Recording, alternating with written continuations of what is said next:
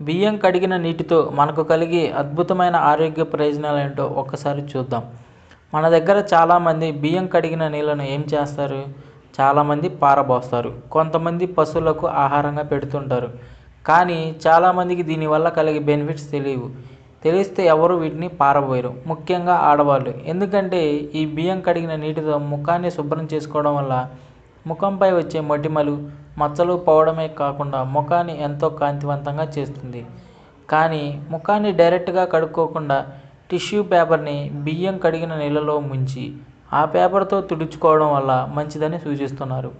అంతేకాకుండా మహిళలు శిరోజాల అందంపై ప్రత్యేక శ్రద్ధ కనబరిచేవారు, జుట్టు పొడవుగా ఒత్తుగా పెరగాలని అనుకునేవారు బియ్యం కడిగిన నీళ్ళు తలకు బాగా రాసుకొని 1 గంట తర్వాత తలస్నానం చేయాలట.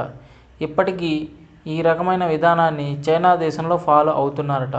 సో మీరు కూడా ఈ సమస్యలతో బాధపడితే ఈ సలహాలను ఫాలో అయిపోండి మరి.